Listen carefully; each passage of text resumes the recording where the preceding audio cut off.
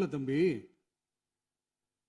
உங்க அப்பா இங்கதான் இருப்பாருன்னு சொன்னாங்க, அதான் தேடிக்கிட்டு இருக்கேன். எங்க உங்க அப்பாவையா காணோம்?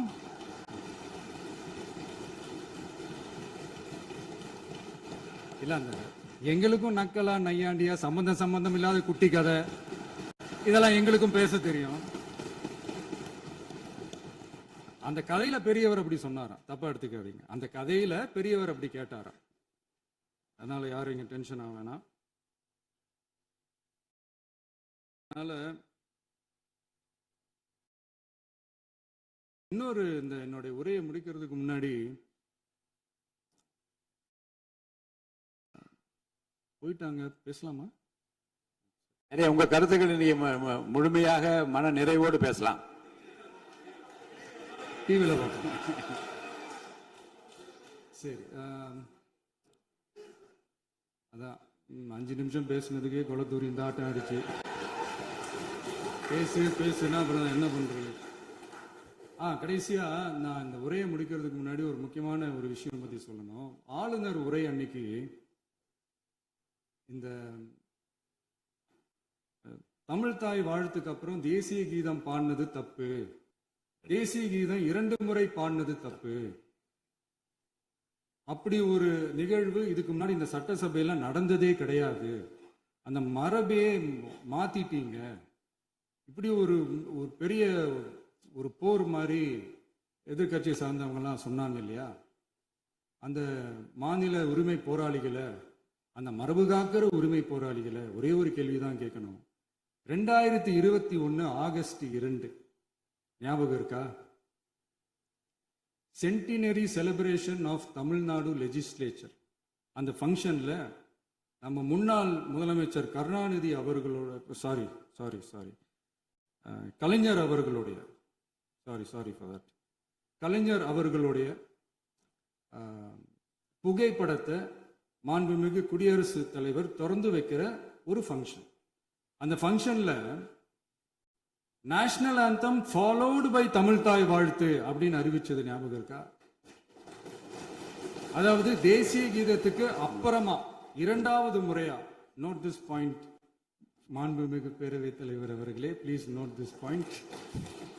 தேசிய கீதத்துக்கு அப்புறம் 2வது முறையாக தமிழ் தாய் வாழ்த்து பாடப்படும் அப்படின்னு சொன்னது ஞாபகம் இருக்கா? அதுவும் முத்தமிழ் அறிஞர் அப்படின்னு சொல்ற நம்ம கலைஞர் அவர்களுடைய அந்த புகைப்படம் வெளியிட்டு விழாவில் அவர் இருந்த இதே சபையில தமிழ 2வது இடத்துக்கு தள்ளினது யாருன்னு ஞாபகம் இருக்கா? அது மட்டும் இல்ல, அந்த தேசிய கீதத்தை நாட்டுப்பண் நேஷனல் ஆந்தம்னு சொல்லி அதே ஃபங்க்ஷன்ல கடைசியா ஃபங்க்ஷன் முடியும் போது செகண்ட் டைம் தேசிய கீதம் பாடினதும் ஞாபகம் இருக்கா? இதே அவையில் தான், அது அவை குறிப்பிலும் இருக்கிறது, இதே அவையில் தான் நடைபெற்றது. இந்த நேரத்தில் இந்த ஆதாரங்களை அளித்த மாண்பு முதல்வர்களுக்கு நன்றியை தெரிவித்துக் கொள்கிறேன். டவுட் இருந்தா இந்த புக்கை பார்த்து தெரிஞ்சுக்கலாம். அதனால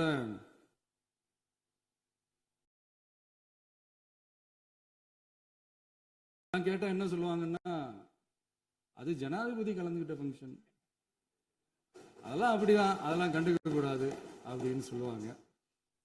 இதே மாதிரிதான் பேசுறது ஒண்ணு, செய்யறது ஒண்ணு, பேசுறது ஒண்ணு. இதெல்லாம் மக்கள் பார்த்துக்கிட்டு இருக்காங்க. எலெக்ஷனுக்கு முன்னாடி தான் அப்படி செஞ்சுக்கிட்டு இருந்தாங்க, இப்போ எலெக்ஷனுக்கு அப்புறம் அதே தான் செய்யறாங்க. இந்த விஜயையும் சாமானியர்களின் உண்மையான சமூக நீதி அரசையும் அவமானப்படுத்துறதுக்கு தான் அவங்களோட அந்த பொலிட்டிக்கல் சீனியாரிட்டி அது பயன்படுத்துது போல. சரி, செய்யட்டும், நல்லா செய்யட்டும். இப்போ ஆனாலும் நம்மளுடைய மாநில உரிமை, மொழி உரிமை, உத்தம உத்தரர் போல வேஷம் போடுற எதிர்கட்சிக்கு ஒன்றை மட்டும் ஆணித்தரமாக சொல்றோம். உங்களை மாதிரி தமிழ்னு சொல்லிக்கிட்டு, மொழி, பண்பாடு, கலாச்சாரம்னு சொல்லிக்கிட்டு ரெட்டை வேஷம் போடுறவங்க நாங்க கிடையாது. உலகெங்கும் வாழும் என் தமிழ் சொந்தங்களுக்கு நம்முடைய உத்தரவாதம் தமிழ் தான் எங்க உயிர் நாடி அப்படின்றத மறக்க மாட்டோம். இப்பவும் சொல்றோம், மாநில உரிமையில எப்பவும் உறுதியா இருப்போம். அதே சமயத்துல அரசியல் வேற, ஒன்றிய மாநில அரசுகளுக்கு இடையே இருக்கிற நிர்வாக அணுகுமுறை வேற. இதுல நாங்க ரொம்ப தெளிவா இருக்கிறோம். அதனால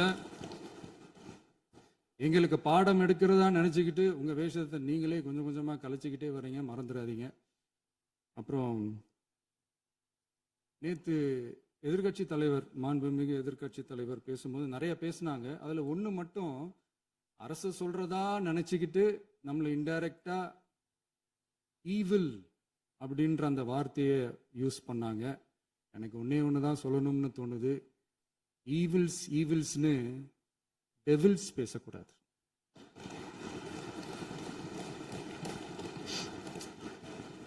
அவங்க இருந்திருந்தா ஒரு ஆக்ஷன் பண்ணணும்னு எனக்கு தோணுச்சு. எல்லாரும் போயிட்டாங்க. பர்மிஷன் பண்ணலாமா? இப்பவும் பண்ணலாம், ஒன்றும் தப்பு இல்லை.